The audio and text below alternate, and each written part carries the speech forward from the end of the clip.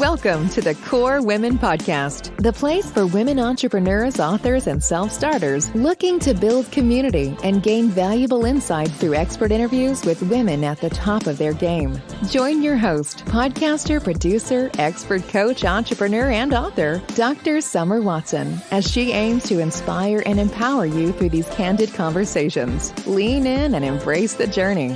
It's time to start the show. Here's your host, Dr. Summer Watson. Today on the show, I would like to welcome Suzanne Simonetti, who grew up in the New York suburbs, earned her BS in marketing. She spent several years writing press releases and finally left her corporate job to pursue her dream and passion of writing fiction. She lives on Cape May Harbor with her husband, where she loves to paddleboard, do yoga, and talk to the dolphins. In May, she released her new book, The Sound of Wings. We have so much to talk about, Suzanne, so let's jump right into this and welcome. Thank you so much, Summer. It's so much fun to be here with you today. Thank you for having me. Well, it's such a pleasure to have you. So let's talk a bit about your history of what it was like growing up in the suburbs of New York and some of the experiences that supported the development of your skills, dreams, and goals. Sure. Well, I did grow up in the New York suburbs, as you mentioned, and it was still in the days when kids ran outside and got to play outside. So There were no computers. We weren't tied to electronics. I was the kid who would come in the house and drop my book bag off and go running right back out the door. I was also the kid who spent a lot of time staring out the window in class. So I wasn't paying attention to the teacher often. I was a bit of a daydreamer. And I really feel that has served me well in my writing because I do have a broad imagination and it's only gotten bigger as I've gotten older. Oh, that is awesome. Now, growing up in the suburbs of New York, did you ever take trips to the city? And how did that really drive your focus in relation to writing press releases, being a writer? We did take trips to the city. My father, back in the 80s, worked at the World Trade Center, believe it or not. Yeah, he was a banker. So we did all of the touristy things. We did the Statue of Liberty and the Empire State Building and all those really fun things. So I, from a young age, got to see the entire island of Manhattan, and we went quite often. The press releases I wrote for companies that I was working for, Benjamin Moore Paint Company I worked for. And I was also working for a small family-run business, but this is after college, and that was also in the suburbs of New York. So I wasn't ever actually working in Manhattan, but I did get to, be writing, which it was fun writing the press releases because, again, I had to draw on that imagination. Right. It's almost like a little jingle. It's like you have to draw on that imagination and you have to pull from somewhere to be able to write those and be creative. Correct. That's right. And sometimes you're also sort of showing the audience a different way of looking at things. Right. So it's wonderful to be able to use your mind in that capacity and provide that for somebody that said, oh, wow, I wouldn't have seen it that way. But yeah, she's describing it in a way I wouldn't have looked at it that way. So. Oh, absolutely. Sometimes, even as a business owner, we need to get the perception and objective idea or understanding from other people. So we say, hey, what are your thoughts about, this copy, or what are your thoughts about this graphic, or what are your thoughts about this title? Because we need that objectivity, right? So that's right. And it's always pays to have more than one sets of eyes on things. Even when I was in the marketing department post-college, we would ask the people who were the administrative assistants for their opinion. And they would say, oh, I don't know. And I'd say, no, but you have an opinion. And it pays to get the whole team involved. It really does. Absolutely. Yeah. Absolutely. So you started your professional journey writing press releases, and what a skill. I think that's such a skill. How cool is that? What was that like for you? How did that feel? How did you make the transition over to nonfiction writer? It wasn't until I had ended up leaving my corporate job and I was running, my husband owns a small family-run business that he started, and I was sort of became my own little marketing department and put to use those skills for him. And I was always an avid reader. And then I decided to draw on my imagination, and I had that little voice that sometimes goes off in our lives that said, hey, you know what, you can take a shot at this and start writing. And that was when I started crafting fiction for myself.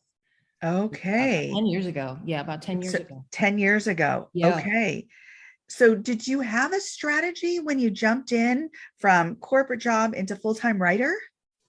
I didn't, no, because as I said, I had that job. I was working for my husband. So I still was going to an office, and I still had, which was good. It felt good because I did appreciate having the structure.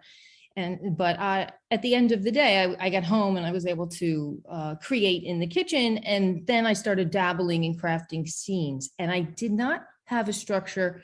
I was just doing sort of a creative dump onto the page and painting characters. So that is how it began. It wasn't until I really felt that I had something that I knew I needed to sort of get serious, find a mentor, and a schedule.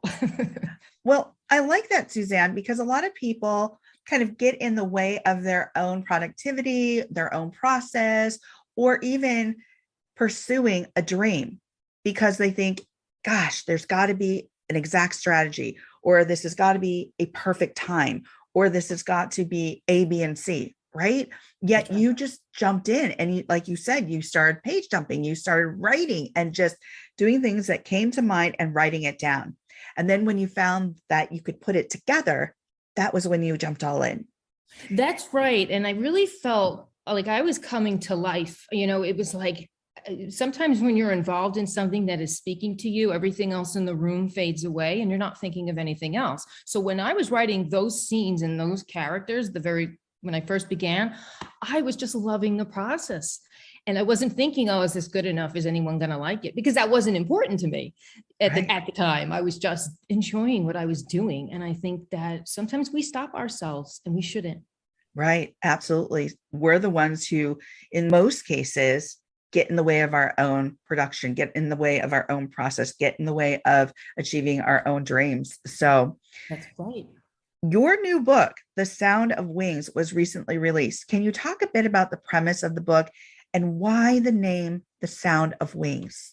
I love these questions. There are really technically three main characters in the story: Goldie Sparrows, Jocelyn Anderson, and Crystal Axelrod. They're all women and they're different ages. And so they're facing different life circumstances because they're at different stages of their life.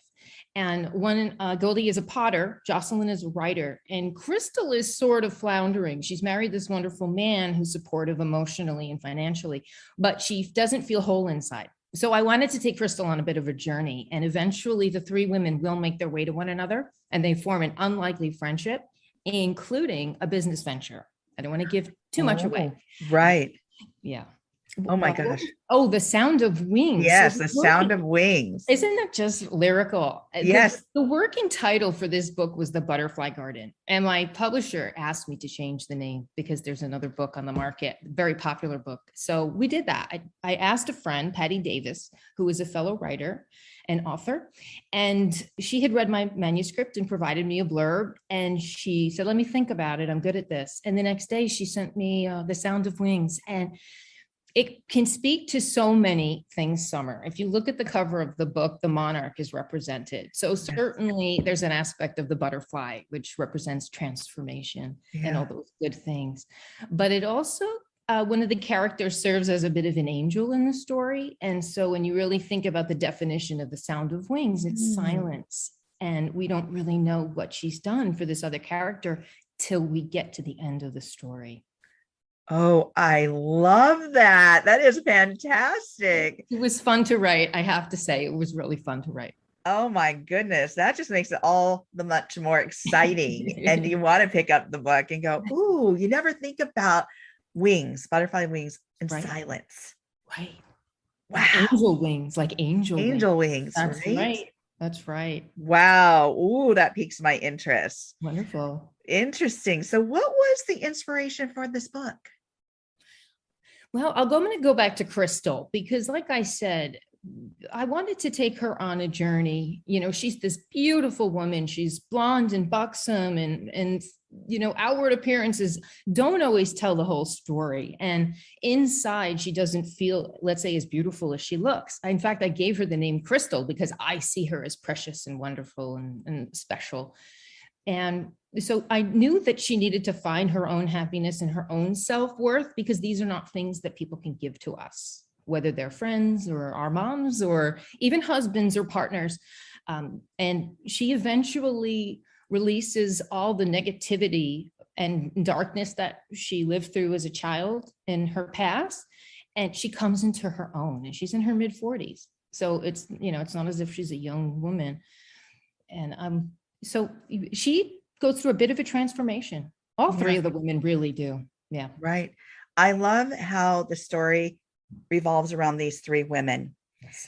I love the symbolism here of the name Crystal and the transparency of that name as well, and how that's going to develop, and also of the title. So there's many levels here of storytelling, of value, of people understanding their own value, and then also where you're going with this in regards to these three women coming together, learning from each other, and what that's going to look like, what metamorphosis, right? That Correct. Growth process. Yes, you know it well. So that's exactly right. Yes. So that metamorphosis is going to be rather interesting. And I just know this book, with what you've said already, is just going to be so interesting and so inspirational. My final question for you is, if you were to leave the listeners with some words of wisdom, what would they be? It's going to be simple. Find your tribe. And by that, I mean, there are always going to be people who are willing to help. And they're not necessarily your friends from high school or people you grew up with. Sometimes they're younger than you. They could be older than you. But there are going to be people who want to be in your corner and want to help you. Find your tribe. Keep your mind open. And be open for those opportunities, because they're always around. Well, I want to thank you, Suzanne, for joining me on the Core Women podcast today. Thank you so much for having me, Summer. Absolutely. You can connect with Suzanne Simonetti by following her on Facebook, Instagram, and Twitter, and by going to SuzanneSimonetti.com. And you can find her book, The Sound of Wings, at Amazon, Barnes & Noble, and other retailers.